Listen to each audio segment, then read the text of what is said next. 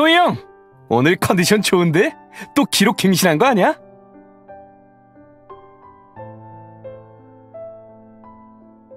이따 고기 먹으러 갈 건데 같이 갈래, 형? 아니, 일이 있어서. 누구랑 약속 있어? 너무하네. 누가 선수로 친 거야?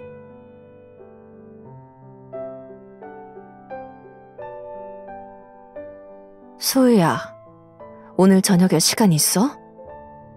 요즘 예정호 씨의 상태가 약간 이상해 보여서 그러는데 아무래도 너한테 얘기를 하는 게 좋을 것 같아서 말이지.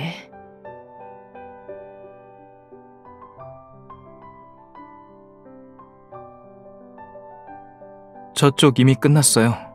30분 뒤면 집에 도착할 거예요. 혹시 퇴근하기 전에 잠시 기다려주실 수 있을까요? 아침에 말하신 제 아버지의 상황을 좀 듣고 싶어서요. 마침 장 다 봤으니까 아줌마가 가는 길에 차로 데리러 갈까? 좀만 기다려. 알겠어요.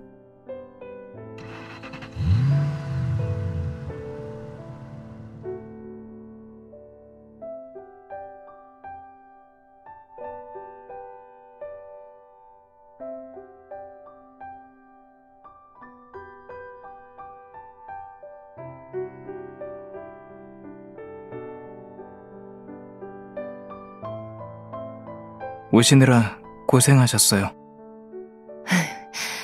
이게 뭘 고생한다고.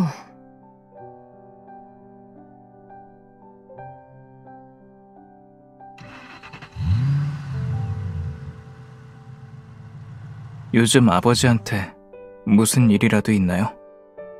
오늘의 컨디션은 나쁘지 않았지만 이틀 전 예정호 씨가 몰래 약을 버리는 걸 발견했거든. 그게 어떻게 된 일이죠? 아줌마도 모르겠어. 물어도 대답을 안 하시고.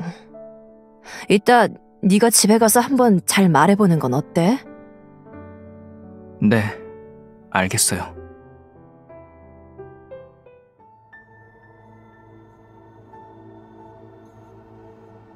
아주머니, 길을 잘못 든 거 아니에요? 반대 방향인 것 같은데. 아니야. 잘못 들 리가.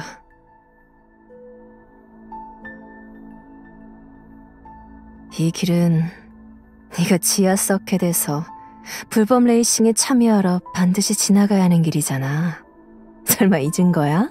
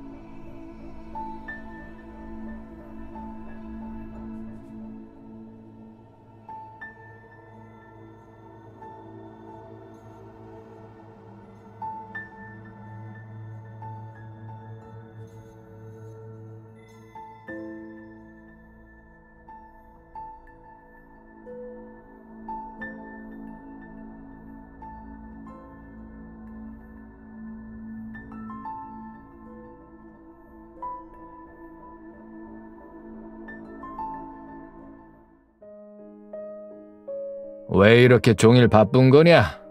너무 피곤해 보이는데.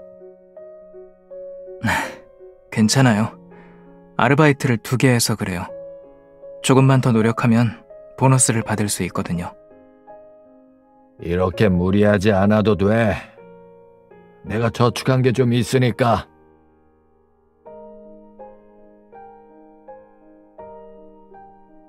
아직 젊은데 벌써 몸이 망가지면 어쩌려고. 설마요. 내가 얼마나 건강한지 몰라요? 빨리 나와서 함께 고향에 가서 눈이나 구경해요. 그럼 그 잔소리 좀 안 들을 수 있겠죠? 내 고향의 눈은 정말 거위 깃털처럼 아름답다고. 여기 온 뒤로 한 번도 못 봤지만 말이야.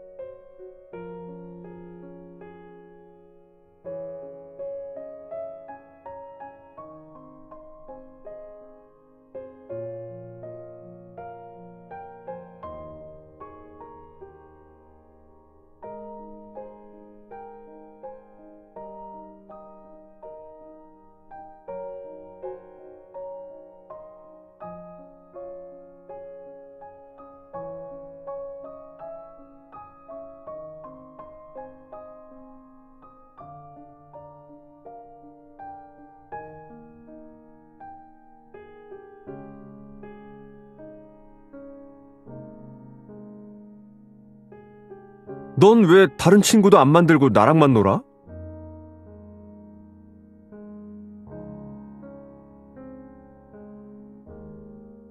자동차는 친구로 안 쳐줘? 차는 물건이니까 친구가 아니지. 그럼 없는 거네.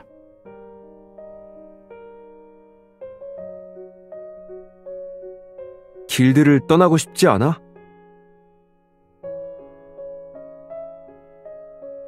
형은 왜 길드에 왔어? 막대한 빚을 져서 집안 재산을 다 털고 여동생만 남았어. 그래서 내 몸을 저당 잡힌 거지. 이런 곳에 물들지 않는 게 좋아. 특히 넌 아직 어리고 아직 학교에 다니고 있잖아. 나는 동생한테는 사정을 숨기고 좋은 기숙학교를 알아봤어. 그 애가 순수하고 행복하게 자랐으면 좋겠으니까.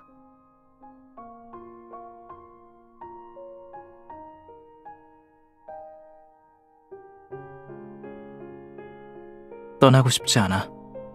지금도 잘 지내고 있으니까. 무슨 말 하고 싶은지 알아. 하지만 난 이미 충분히 생각해봤어. 날 이곳에 강제로 오게 된 착한 아이로 여길 필요 없어. 그런 일이 없었어도 결국 난 이곳에 왔을 테니까.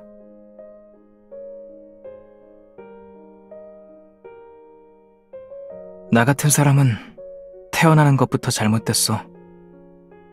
학교 다닐 때는 선생님도 때렸고 교장도 때렸고 심지어 감옥도 한 번 갔다 왔거든.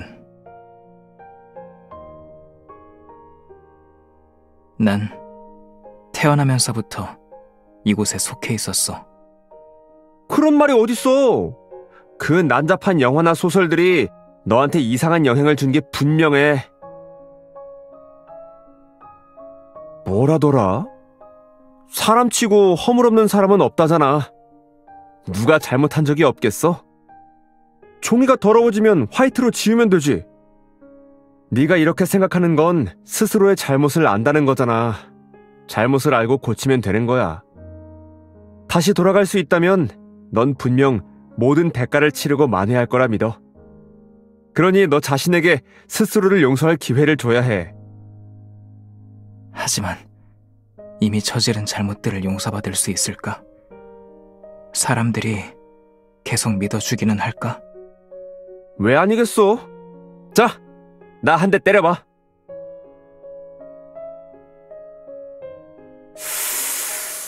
맞아서 아프지만 용서해줄게. 사람들이 그렇게 멍청할 거라고 생각하지 마. 우린 고의와 그렇지 않은 것의 차이를 구분할 수 있고 진심으로 잘못을 인정하는 것과 그런 척하는 것의 차이를 구분할 수 있어. 만약에 말이야. 내가 천성이 악한 것이고 선량한 마음 따위 아예 없다는 거라면 없으면 뭐 어때? 살다 보면 언젠가 생기지 않겠어? 태어나면서부터 노약자를 공경하고 빨간불에 멈출 줄 아는 사람이 어디 있어. 다 선생님이 가르친 거 아냐. 없으면 배우면 되지. 학교가 아니어도 사회에서 배울 수 있을 거야. 뉴스에서 말하는 소시오패스 같은 것들도 굳이 찾아보지 마. 소시오패스가 반드시 범죄자가 되는 것도 아니잖아? 그게 그렇게 간단한 문제라면 초음파 검사로 확인하고 문제가 있으면 아이를 없애면 되잖아. 그런데 감히 그렇게 할 수 있을 거라 생각해? 만약 사람들이 소시오패스라고 손가락질하지 않고 나쁜 길로 빠지게 일부러 유도하지도 않고 부모가 조금만 잘 대해줬더라면 그들도 분명 좋은 아이가 될 수 있었을 거야. 네 인생은 아직 길어. 앞만 보면 돼. 돈을 더 모은 후에는 도박 경기에 참여하지 말고 정정당당하게 네 미래를 즐겨.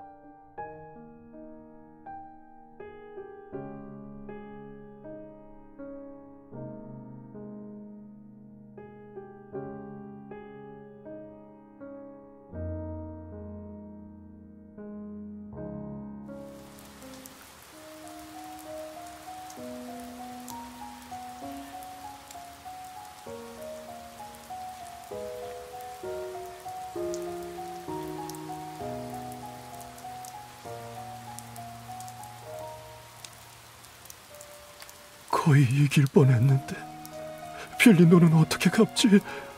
이제 병도 치료할 수 없겠네.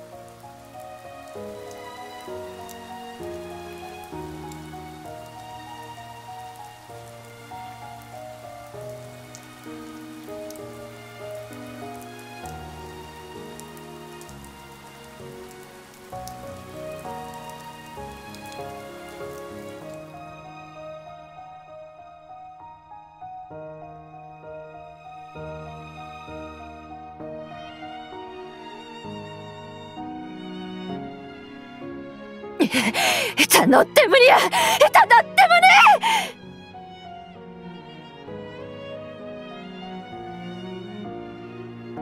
차 세워요!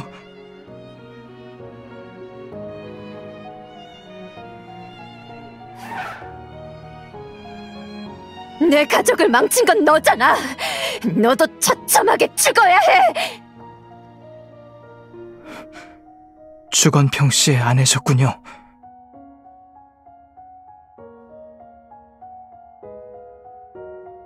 그 사람이 얼마나 절망했는지 알아?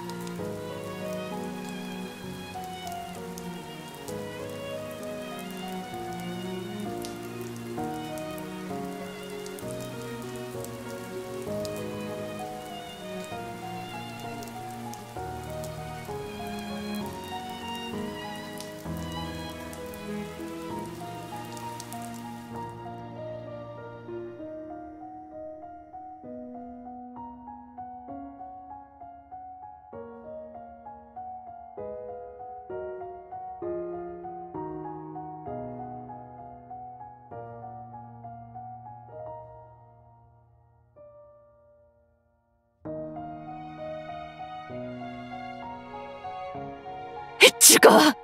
죽어!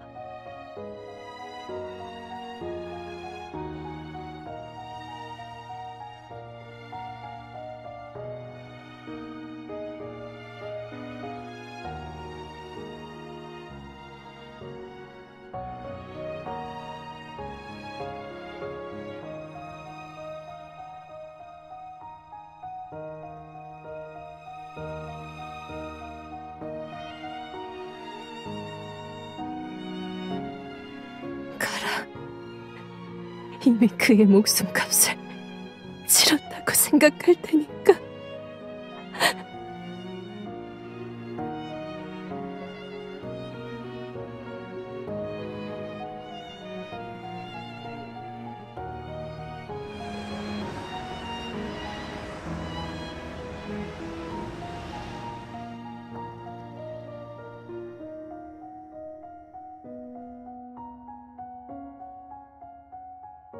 소희 씨?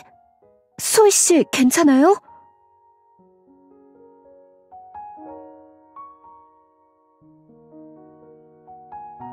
죄송해요. 잠들었네요.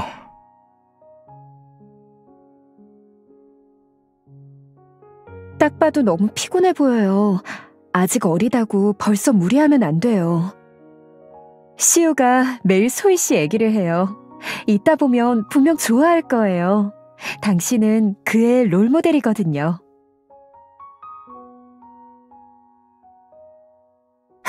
소희 형!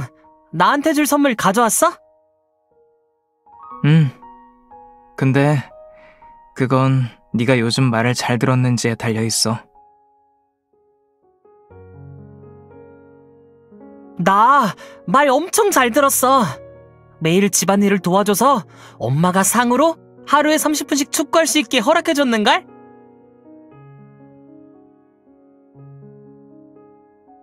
맨날 축구하느라 수학시험에서 79점밖에 못 받았구나.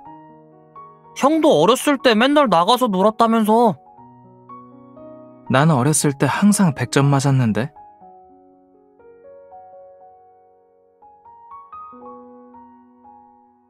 전에 얘기 끝까지 안 해줬잖아. 그 도박에 진 아저씨는 어떻게 됐어?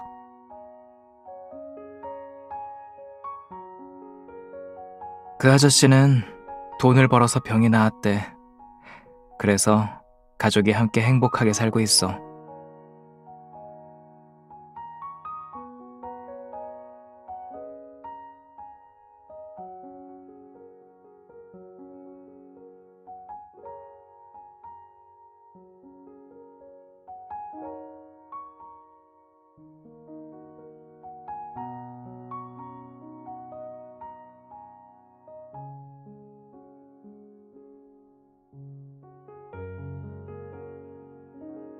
소희 형!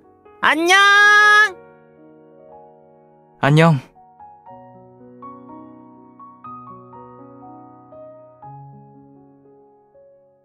왔니?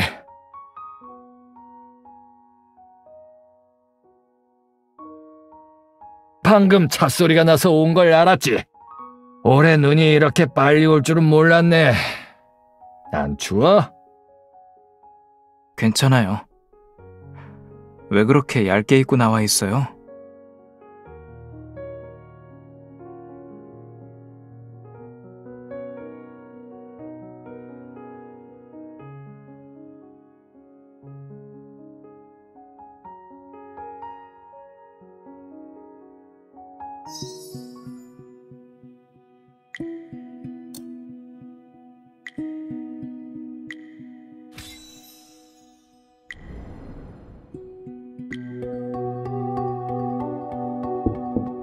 저예요. 들어와. 앉지 그래. 넌 나가봐.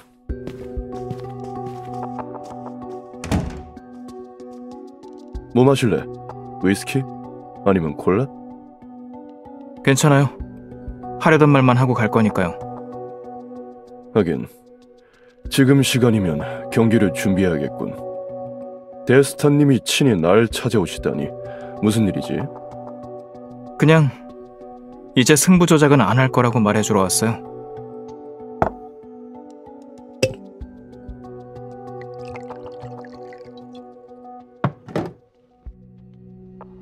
그럴 기계가 있었으면 애초에 왜 동의한 거지? 설마 갑자기 양심의 가책 따위를 느끼는 건가? 소희, 네가 했던 말을 똑똑히 기억하는데 말이지. 너는 도리나 양심 따위는 모르는 사람이라고 하지 않았나? 괜한 생각을 하고 있네요. 양심의 문제가 아니에요. 그래. 아니면 네가 응하지 않으면 승부 조작도 돈을 잃는 사람도 없을 거라고 생각하는 거야? 그럼 잘 들어. 네가 아니어도 하려는 사람은 널렸어. 더군다나 못할 짓을 하는 것도 아니고 우리는 단지 승부의 확률에 아주 작은 변화를 주는 것뿐이야. 큰 돈으로 씨름할 필요도 없다고. 운전하는 거에 실증이 나서 그래요. 그것도 이유라 쳐줄 수 있지. 하지만 날 설득하기엔 부족해. 다른 사람에게 통제당하는 게 싫어요. 당신 지시에 맞추느라 힘도 제대로 못 쓰는 것도 재미없고요. 소희, 처음 왔을 때 네 눈빛은 경계로 가득했지. 그런데 이제는 겁도 모르고 나한테 이런 식으로 말하는군. 당신을 무서워한 적은 한 번도 없어요. 그렇긴 하지. 네가 이 세상에 무서워하는 게 있을까? 역시 예상이 맞았어. 은혜의 은자도 모르는 녀석이네. 경계 없이 길드에 돈은 어떻게 바치려고. 여긴 자선단체가 아니야. 한량 따위를 돌봐주는 곳이 아니라고. 경기로 정당하게 벌어들인 소득의 대부분을 길드에 바칠 수 있어요. 부족해. 도박으로 버는 돈이 상금의 몇 배인지 아나? 다른 일도 할 수 있어요. 길드의 현상금 헌터라든가. 현상금 헌터라. 그건 양심에 거리끼는 짓뿐만 아니라 목숨을 파는 일일 텐데. 목숨을 돈과 맞바꿀 수 있어요. 야망이 대단한 걸. 하지만 그건 지금의 네가 할 수 있는 일이 아니야. 한 번 임무를 망치면 조작 경기를 몇 번을 해도 갚지 못할 테니. 난 그 정도로 나약하지 않아요. 적어도 길드에 소속된 현상금 헌터 대부분은 날 이길 수 없고요. 그 사람들은 너무 오랫동안 안락하게 지내다 보니 지금은 이빨 빠진 호랑이나 다름없어요. 내게 부족한 건 경험뿐이고 경험이야 쌓으면 돼요.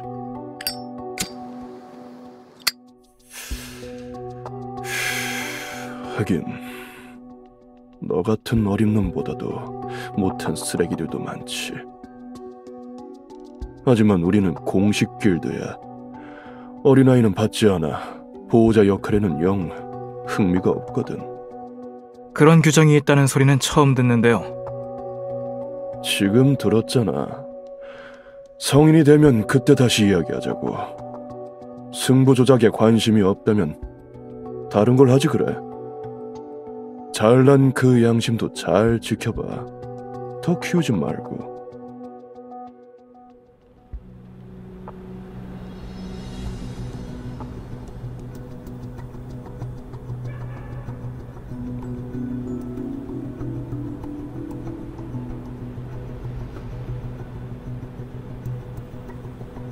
간단해. 이 자식보다 더 영악하게 행동하면 되지 뭐. 문 열어! 진용성!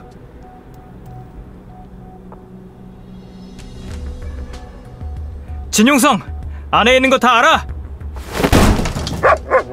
뭐 하려는 거야? 함부로 들어오면 안 되지. 좋아. 그럼 여기서 말하지. 대신 3분 준다. 3분 안에 돈 가져와. 지금 내가 돈이 없어. 한 달만 더 시간을 주면 반드시 갚을게. 한 달? 참, 유서는 써놓으셨나? 1시간 정도는 줄 수 있으니까. 아니야. 말로 하자. 일단 앉아서 대화하자고. 이분은 낯이 좀 익은데 성함이 뭐요? 내가 돈을 안 갚겠다는 게 아니라 나도 고충이 있다니까. 요즘 바깥일이 얼마나 힘든데 여기저기 돈 못 갚고 장사 안 돼서 다들 죽는 소리 하는 거 몰라? 다른 사람들도 나한테 빚을 얼마나 졌는데 그런데 뭘 어떻게 하겠어. 봐봐, 곳간에 쌀떡도 거의 비었다니까. 그래? 2달 전에 차를 바꿨던데 지금 팔면 1억 5천은 받겠어. 그건 내 차가 아니라 친구 차야. 장사하려면 체면치레로 번듯한 차 한 대는 있어야 하는 거 알잖아. 못 믿겠으면 은행에서 보낸 문자 보여줄게. 은행에서 이미 절차 진행 중이야. 정말이라고. 일부러 안 갚는 게 아니라니까.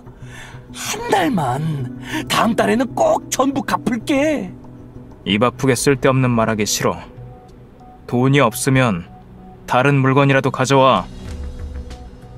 뭐라는 속셈이야? 허튼 짓 하지 마. 나는 부양하고 있는 노인이랑 아이도 있다고. 그 사람들한테 무슨 일이라도 생기면 너희들도 망한 줄 알고 있어.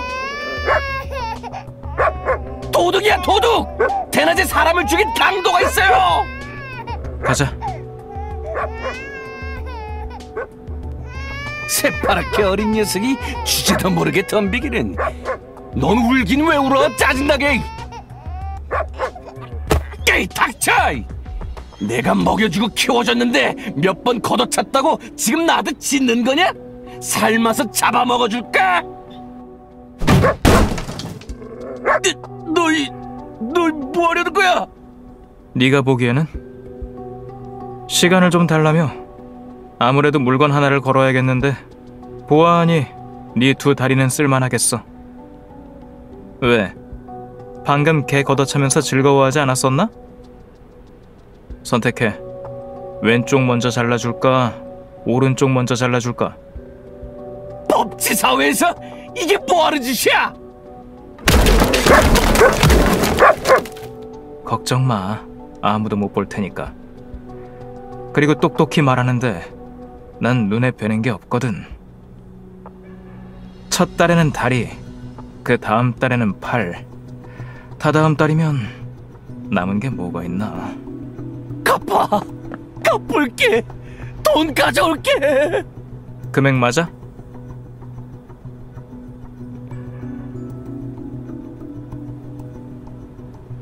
이런 놈들 한두 번 상대한 게 아니야. 됐어. 돌아가서 보고하자. 빨리 걸어.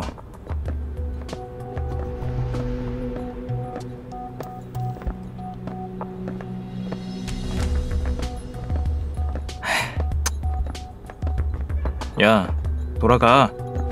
계속 따라오면 내가 널 삶아 먹을 거니까 그런 줄 알아.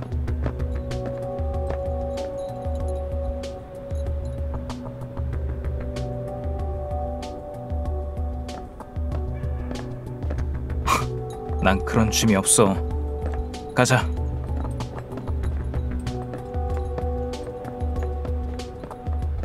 왜 이렇게 쫑알쫑알 말이 많아? 빨리 걷기나 해.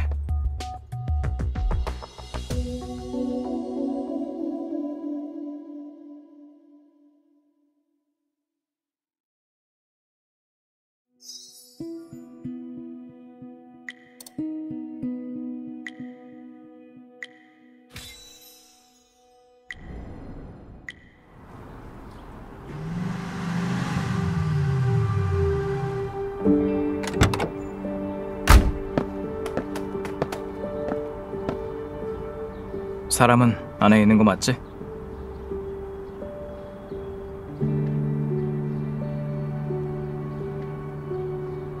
일단 그냥 있어봐.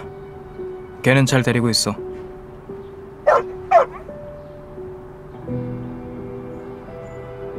방금 뭐라고 부른 거야?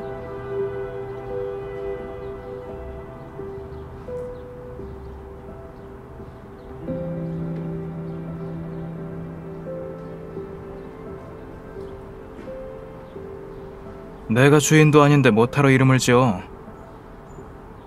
복덩이라니. 별론데. 다른 걸로 바꿔봐.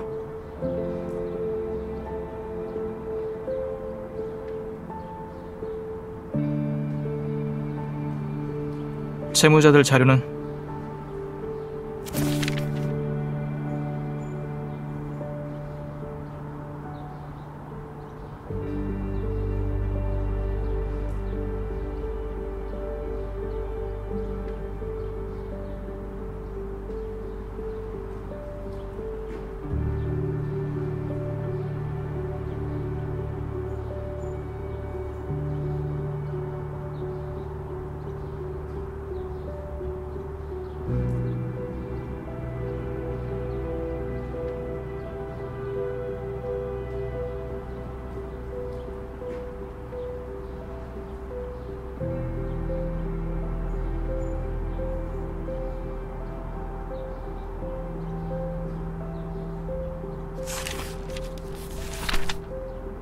빚을 지면 갚는 게 당연한 거고 세상에 불쌍한 사람은 많아.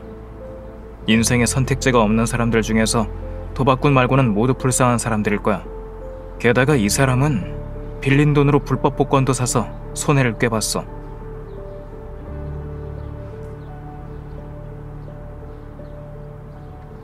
가서 노크 좀 해봐.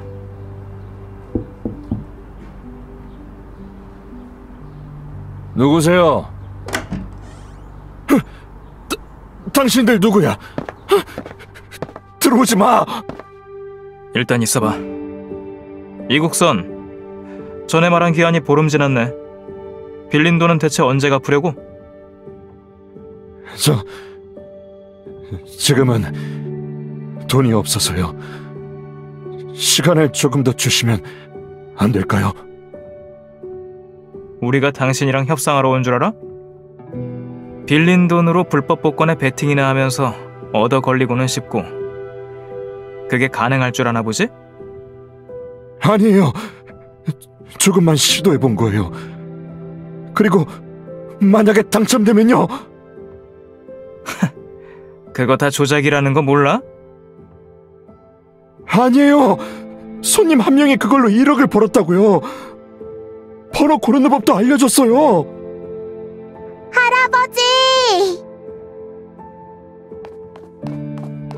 할아버지, 아직 약 안 드셨잖아요. 오빠들은 누구예요? 의사 선생님이에요? 우리 강아지 왜 나와 있어? 걱정하지 마. 할아버지 괜찮아. 얘 몇 살이야? 8살이요. 일단 나가 있으라고 해. 당신도 아이에게 이런 장면은 보이기 싫어할 테니. 예. 우리 강아지, 할아버지가 여기 오빠들이랑 할 이야기가 있어. 먼저 나가서 놀고 있어. 너무 멀리 가지 말고. 네. 오빠, 안녕히 계세요. 말해. 돈은? 저 정말 다른 방법이 없어요. 소녀 약값이랑 병원비가 밑빠진 독에 물 붓기라고요. 공사판에서는 저 같은 늙은이를 써준다는 곳도 없어서 잡일거리로 근근히 버티는 중이란 말입니다. 보시다시피 이 집에 저당 잡힐 만한 건 다 저당 잡혀서 남은 건 제 목숨뿐이에요. 당신들은 전에 왔던 사람들과 다른 것 같아요. 우리 집안 사정을 좀 봐주시면 안 될까요? 돈은 꼭 갚을게요. 사람 잘못 봤어. 우리가 그 사람들보다 더 악질이거든. 집은 팔면 돈이 좀 되겠는걸? 안 돼요. 이 집이 몇 분이 난다고요. 팔더라도 저야 길바닥에서 자면 된다 치지만 손녀는 고작 8살이에요. 아픈 아이라 길에서 재울 수는 없어요. 시간을 조금 더 주세요. 제발 자비를 베풀어 주세요. 손녀딸 수술만 끝나면 제가 목숨으로라도 갚을게요. 그땐 제 장기를 가져가서 팔아도 돼요. 신장 하나에 1억 넘게 받을 수 있다는 거 알아요? 당신 목숨은 아무것도 아니야. 가난한 사람의 목숨이 제일 헐값이라는 건 모르나? 박찬영, 문 지켜.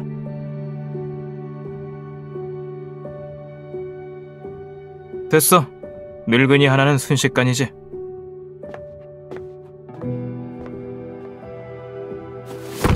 제발 살려주세요. 살려주세요.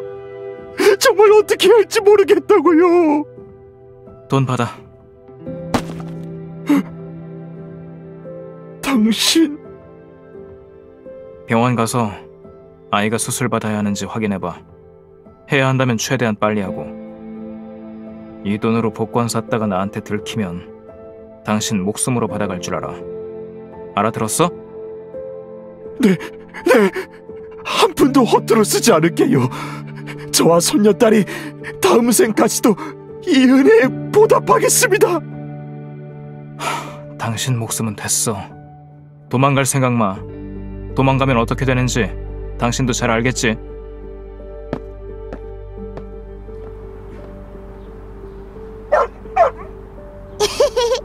강아지야, 얼굴 핥지 마. 가까이 가지 마. 우리 개는 물거든. 저는 안 물던데. 손 줘봐. 어?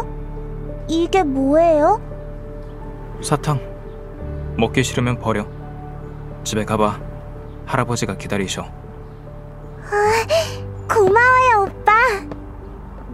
왜 안 와? 돌아가자.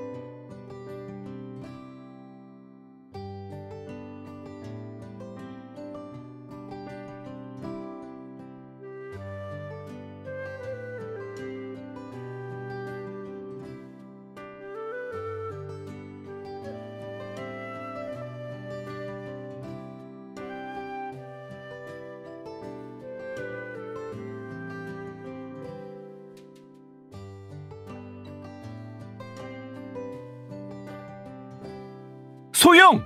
누가 찾아오셨어?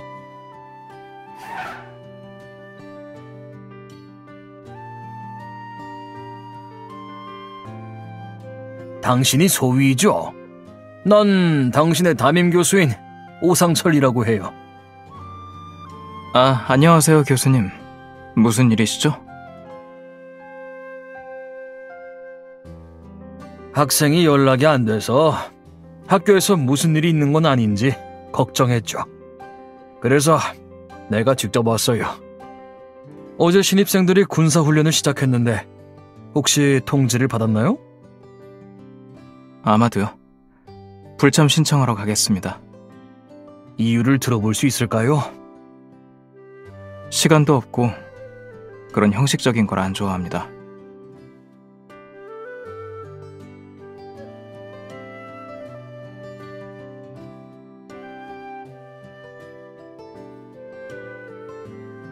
내일 행군훈련에서 우리 학급이 1위를 하면 군사훈련에 참가하지 않는 건 허락해 줄게요. 하지만 1위를 하지 못하면 학교 규정에 따라 학점을 깎을 거예요. 행군훈련만 하면 되는 겁니까? 맞아요. 내일 새벽 5시 학교 육상 경기장으로 집합할 겁니다.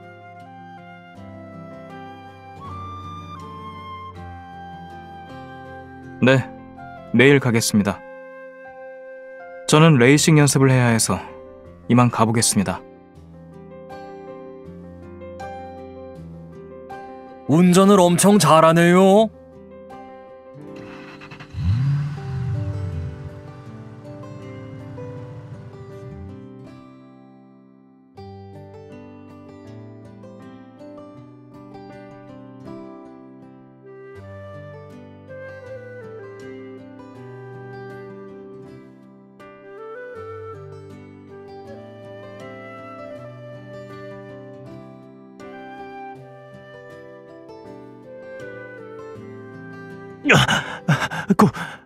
고마워.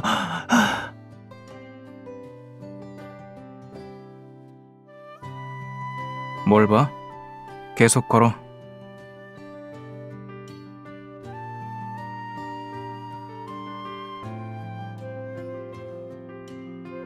며칠간 소위 학생의 집에 일이 있어서 훈련에 참가하지 못했지만 이제 여러분과 함께 훈련할 겁니다.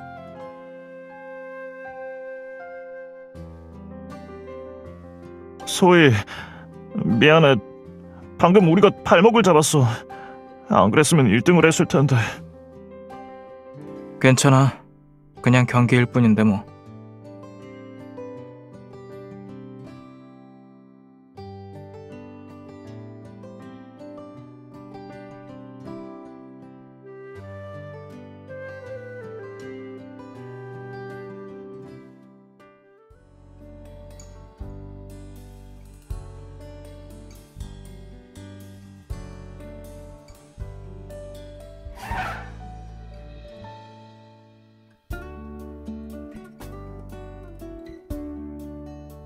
내 말 맞지?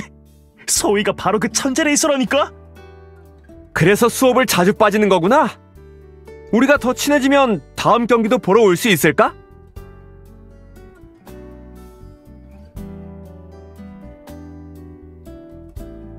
서킷은 직원 외 출입 금지 구역이야.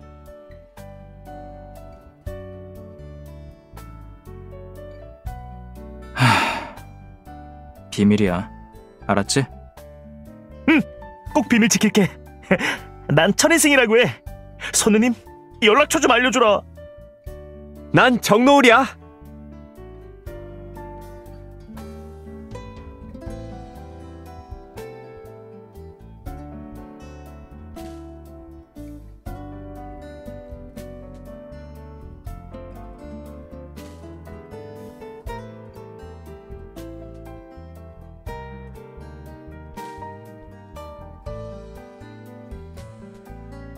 소휘, 담임 교수님이 가져다 주라고 하셨어. 가져다 줄 필요까진 없어. 내가 가면 되니까. 시간이 좀 남아서. 그 뭐더라? 다음 주에 시험 시작인 거 잊지 마. 그리고 경기 화이팅! 그럼 갈게. 벌써 가려고? 밥 좀 먹고 가지. 마침 생선을 사다 두었단다. 괜찮아요. 밤에 자습해야 해서 학교로 돌아가 봐야 해요. 고마워. 이 녀석, 학교 가기 싫다더니 내심 즐기고 있었구나.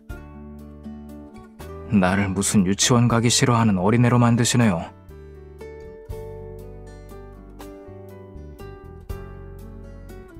학교 다니면서 정말 많이 변한 것 같구나. 예전처럼 혼자 다니지도 않고 친구들이 집으로 찾아오기도 하고.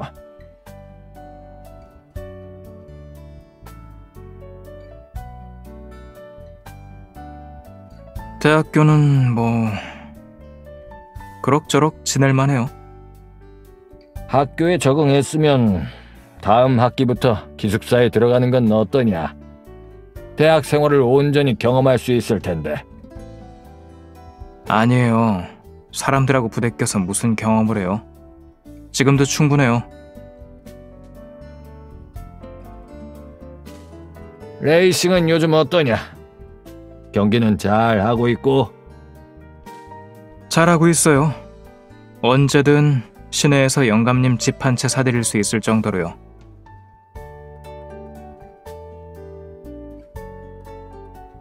이야, 날이 참 좋아졌구나. 지금 이대로도 충분히 좋아.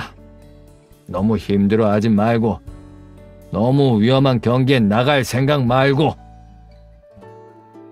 알겠어요. 걱정 그만하세요.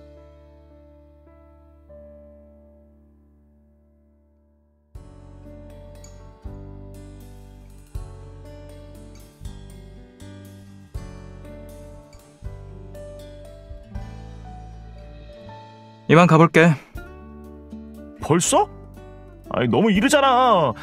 우리 바베큐 먹으러 갈 건데 같이 가자.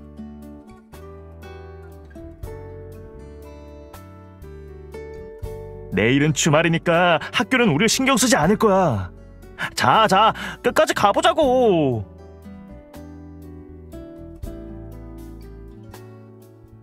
소희, 넌 정말 존경스러울 정도야.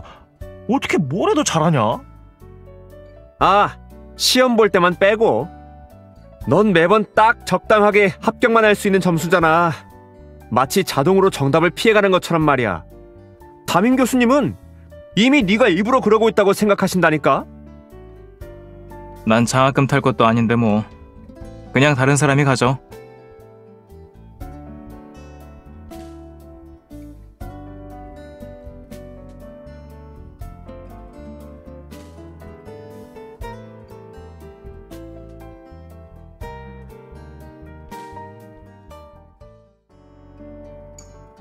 소희! 마셔!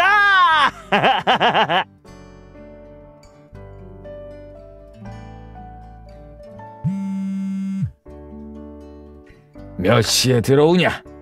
집에 오면 쥐레찾기 게임 죄심판이나 같이 할래?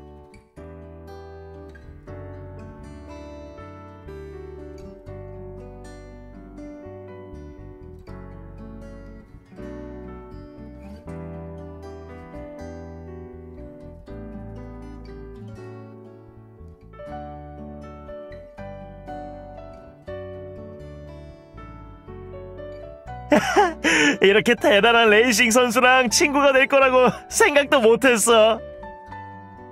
소희, 앞으로도 우리 잊지 마. 사인 받으러 갈 거니까.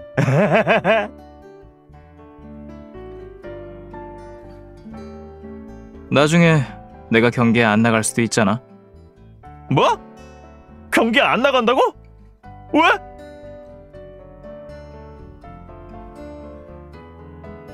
평생 가는 레이싱 선수가 어디 있어. 언젠가 은퇴해야지.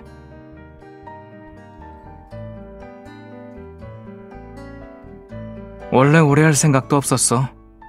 레이싱하는 느낌이 좋지만 그렇다고 계속 선수 생활을 할 수 있는 건 아니니까. 레이싱을 그만두는 것보다 무언가 하나에 얽매이는 게 더 싫어. 레이싱 경기가 나한테 족쇄가 되는 순간 자연스럽게 떠날 거야. 인생에 이렇게 재밌는 일들이 많은데 나는 아직 못 해본 게 많아. 나중에 뭘 하고 싶은데? 거기까진 아직 생각 안 해봤어. 아마 고정된 건 아니겠지. 바다 위를 항해하는 것처럼 목적지가 눈에 보이지는 않겠지만 그래도 나는 계속 앞으로 나아갈 거야. 그렇게 나아가면 뭐든 다 해볼 수 있으니까. 미래를 스스로 정할 수 있는 돈이 있다는 게 진짜 부럽다. 난 부모님의 기대 때문에 이 전공을 공부하고 있지만 사실 원래 음대에 지원하고 싶었어. 하지만 아빠는... 꿈은 다시 좇을 수 있지만 어떤 사람은 한 번 잃으면 다시 돌아올 수는 없지.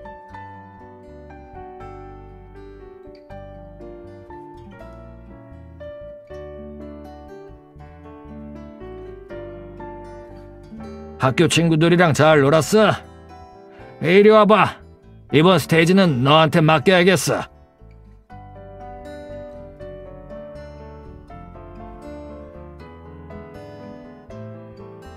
예전에 하고 싶었던 일 같은 거 있었어요? 하고 싶었던 일?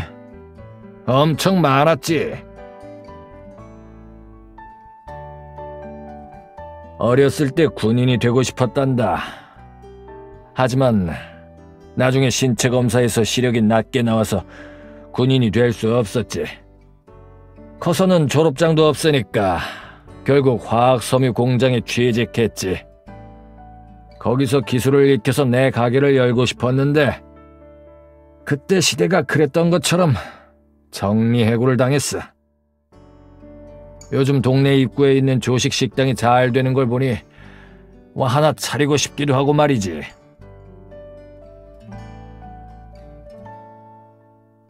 조식 식당은 새벽 3-4시부터 준비해야 하니까 몸이 못 버틸 거예요. 아니면 마작방이나 열까? 오후까지 자고 문 열면 되니까. 그럼 흡연 금지로 해야 돼요. 안 그럼 담배 냄새에 못 버틸걸요?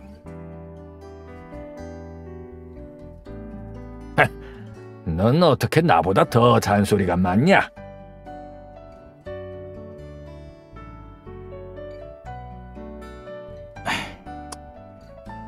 좋아요.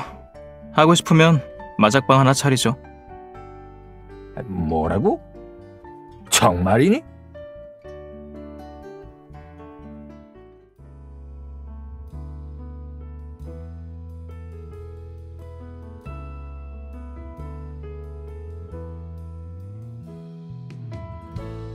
아저씨, 왜 이렇게 저렴하게 하셨어요? 적게 벌면 적게 버는 거지. 남들을 속일 순 없잖니. 이 근처는 평범한 서민들이 사는 곳이니까.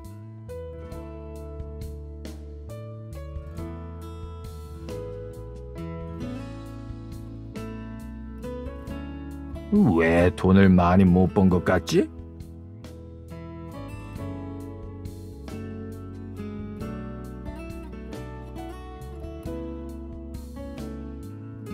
몇 달 동안 고생하면서도 몰랐네. 이게 다 얼마야? 밀크티 가게를 여는 건 어떨까? 내가 봤을 때 젊은이들한테 인기 있겠어.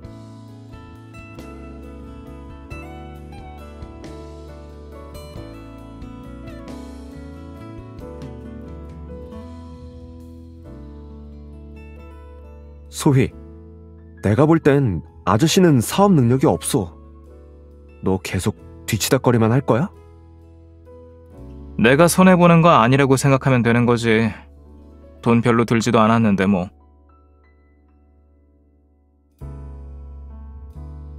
네가 연습하는데 쓸만한 가게 몇 군데 있어.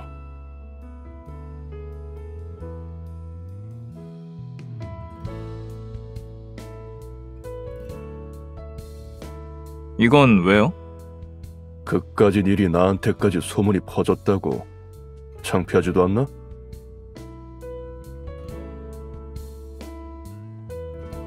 수익 배분은 평소대로 내가 8, 너는 2. 목록에서 하나 골라. 당신이 주겠다면야 기꺼이 받을게요. 그럼 이걸로 하죠.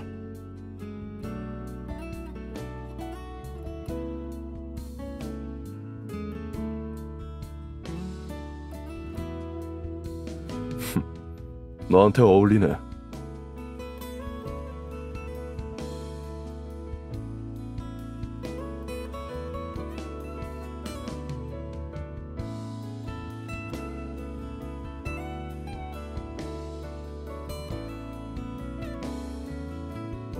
피곤해 죽겠어. 손이 얼마나 부족한지 알아?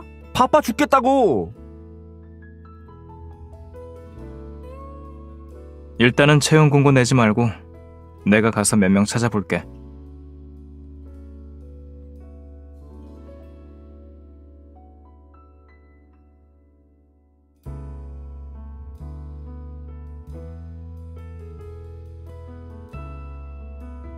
먼저 퇴근하세요.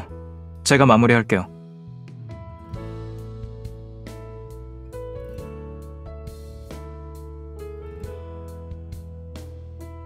저기, 일어나봐.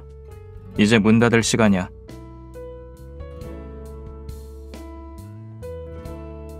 너는 소희 맞지?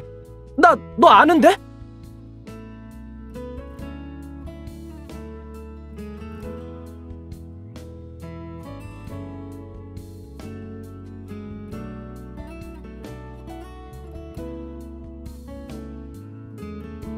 네가 이렇게 술을 잘 마시는지 몰랐네.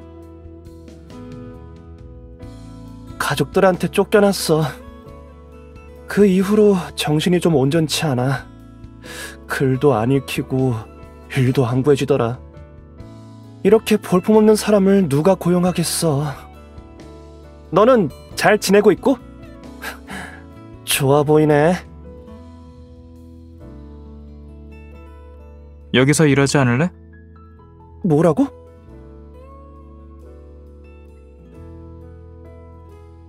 일할 사람을 구하는 중이니까 내일 말끔한 모습으로 면접 보러 와.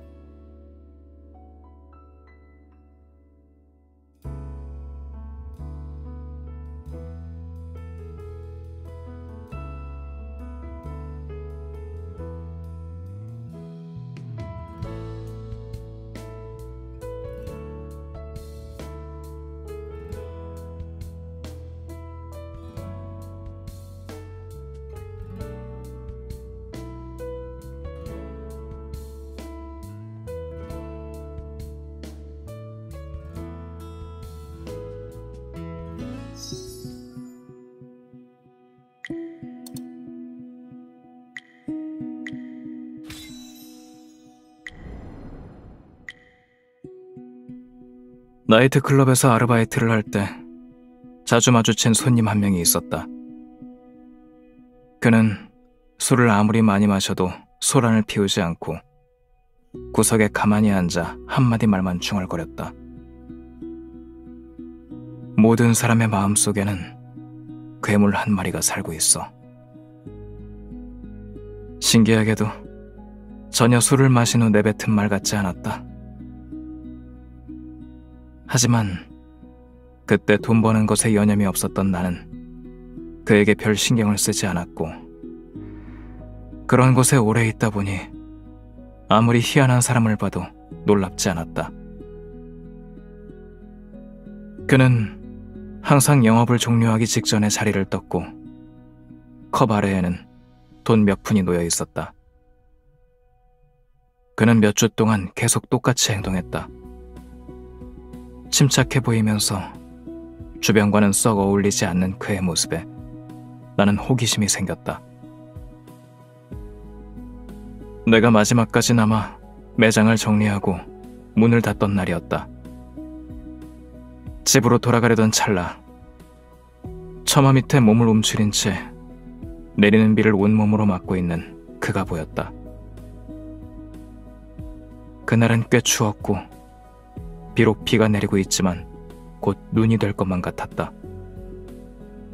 나는 잠시 망설이다가 그에게 우산을 빌려줄 테니 내일 돌려줘도 된다고 말했다. 고개를 돌려 나를 보던 그의 표정은 조금 비참해 보였고 그 얼굴은 내가 상상했던 모습과는 전혀 달랐다. 겨우 20살 남짓일 것 같은 그에게 고된 늙은이의 모습이 보였고, 미소를 띠며 사장님이라고 나를 부르던 그는 택시가 필요하냐며 물었다. 그랬다. 그는 택시기사였다. 역시나 한밤중이 되자 날이 더욱 추워졌다.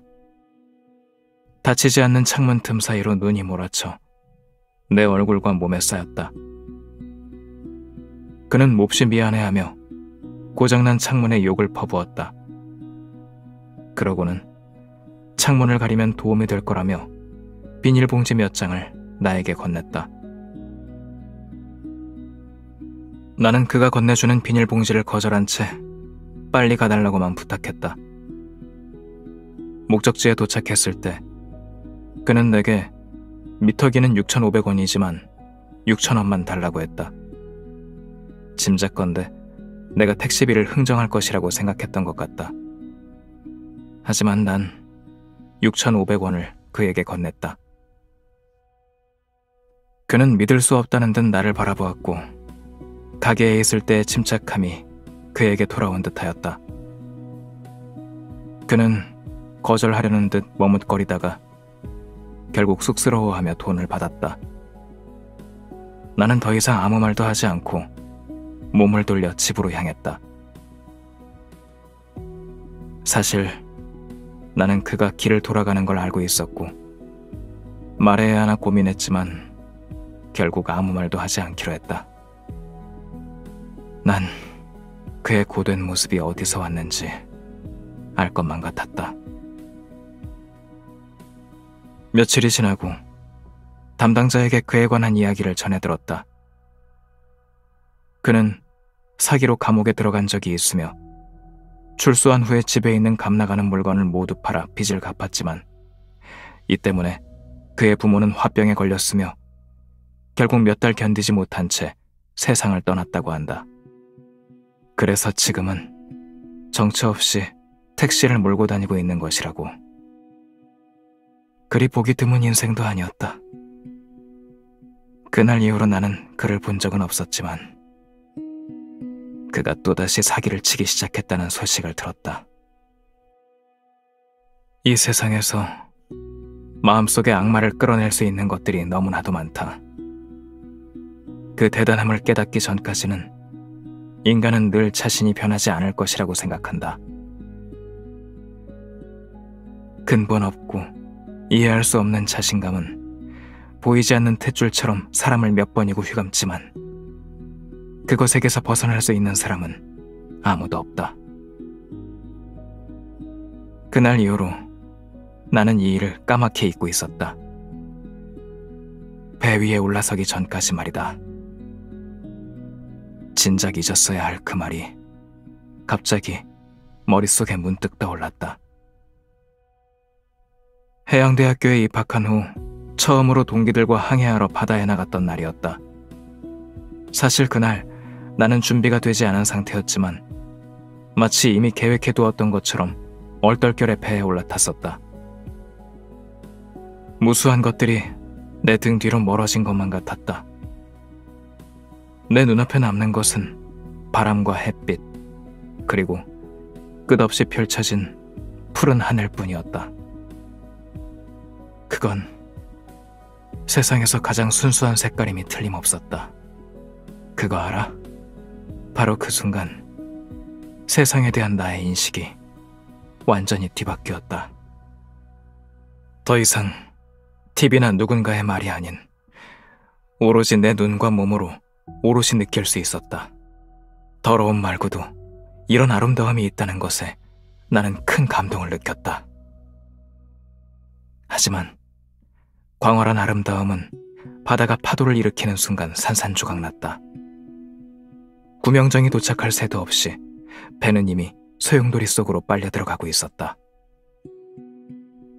이미 바다로 뛰어든 동기들이 나를 계속해서 재촉했다. 파도는 점점 거세졌고 나는 뛰어내리지 않으면 정말 죽을 수도 있다는 걸 느꼈다. 하지만 어느 순간 내 머릿속에 정말 포기할까 하는 생각이 들었다. 그냥 관두자. 나에게는 그것이 줄곧 생존이 아닌 벌이었으니까. 그리고 바닷물과 같이 머리끝까지 차오르는 것은 의도적으로 잊혀진 과거였다. 나는 선생님에게 머리카락이 잡혀 통증이 느껴질 때마다 숨을 크게 들이마셔서 충분한 산소를 머금어야 했다. 이제 입과 귀, 눈이 무자비한 수압에 의해 굳게 닫히게 될 것이다.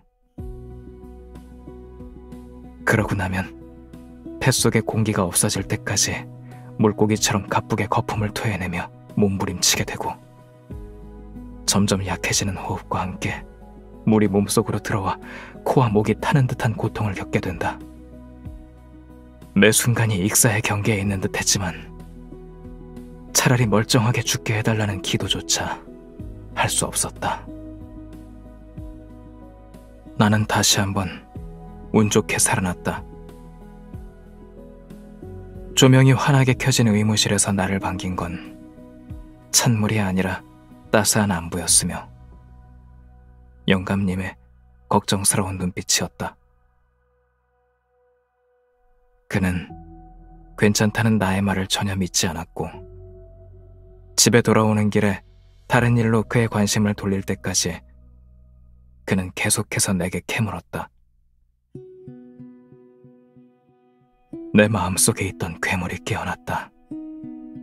하지만 영감님도 그 누구도 알 필요가 없었다. 내가 그것을 해결할 것이며 그 누구도 내가 가진 모든 것을 파괴할 수 없다. 설령 나 자신이라도 말이다. 집에 돌아온 뒤 나는 세숫대야에 물을 한가득 받았다. 나는 깊은 숨을 들이마시곤 눈을 감고 물속으로 머리를 집어넣으려 했지만 그 순간 육체적인 고통마저 느껴졌다. 나는 눈을 번쩍 뜨고 물에 비친 나 자신과 시선을 마주했다. 그의 눈빛은 한으로 가득 차 있었다. 긴장하지 마. 난 할 수 있어. 하지만 나는 거듭 한결같이 그 찬물을 마주할 수 없었다. 멀리서 나를 지켜보는 영감님의 걱정 어린 눈빛에 나는 9년 전 봄날을 떠올릴 수밖에 없었다. 다시 숨을 가다듬는 순간 눈앞에 있던 세숫대야를 빼앗아간 영감님은 버럭 화를 내며 물을 버려버렸다. 그 정도로 화내는 그를 본 것은 아주 오래전이었다. 너무나도 가슴이 아린 모습이었다. 하지만 18년 동안 도박꾼으로 살아왔던 나는 여기서 멈출 이유가 없었다. 난 이기고 말 거야. 날 믿어야 해. 나는 새로운 도구를 찾았다. 거울처럼 매끄러운 수면에 영화 화면이 거꾸로 비쳤고 분노로 가득한 비명, 붉은 빛의 선열, 격투 후의 자네들이 핸드폰 화면을 온통 뒤덮었다. 눈이 시큰거리고 위가 뒤집히며 사지는 차가워졌지만 온몸에 피가 끓어오르며 분노가 치솟았다. 오랜만에 아카데미의 기억이 다시 내 혈관 속에 주입됐다. 아니야, 아직 부족해. 머리가 깨질 듯이 아프고 심장이 터질 것 같아도 나는 모든 고통을 똑바로 직시하며 호흡을 가다듬어야 했다. 더 이상 내 머리카락을 붙든 사람은 없었지만 나는 스스로 머리를 찬물에 묻었다. 현기증을 몇 번이나 느꼈는지 모른다. 하지만 나는 결국 평온하게 물속에 가라앉을 수 있었다. 머리까지 물이 차올라도 아무 일도 일어나지 않은 것처럼 심박수는 평온했다. 내가 이겼다. 상태가 처참한 게 뭐 어떤가. 나는 결국 내 마음속의 괴물을 죽이는 데 성공했다. 이제 나를 구속할 수 있는 것은 아무것도 없다. 아무것도.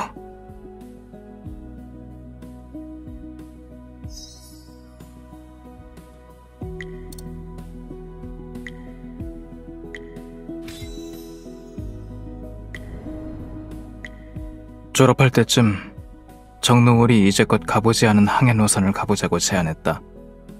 그곳에선 무지개의 끝을 볼 수 있다는 전설이 있었다. 무지개 끝이라. 마지막으로 이 단어를 본 건 어릴 적 만화책에서였던 것을 기억한다. 낭만을 향한 동경은 친구들의 호응을 이끌어냈다. 내가 가장 익숙한 범선을 타고 우리는 그렇게 출발했다. 바다에서 보낸 4년 동안 나는 바다의 모든 얼굴을 거의 다 보았다. 맑은 날에는 구름 한 점 없는 푸른 하늘이, 흐린 날엔 먹구름이 뒤덮은 회색빛의 하늘이 있었다. 갑작스럽게 폭풍우가 몰아치더라도 나는 더 이상 그때처럼 당황하지 않을 것이다. 폭풍은 어김없이 찾아왔다. 거대한 풍랑이 휘몰아치자 나는 조건반사적으로 돛을 내렸다. 비바람을 정면으로 마주하고 있는 나를 바라보는 그들의 눈빛에 나는 돛대를 꽉 잡고 손을 뒤로 흔들며 내 방향을 따라 파도에 올라타라고 소리쳤다. 난 이들을 데리고 안전하게 떠나야 한다. 폭풍 속에서 나는 마치 이 배가 된 것 같았다.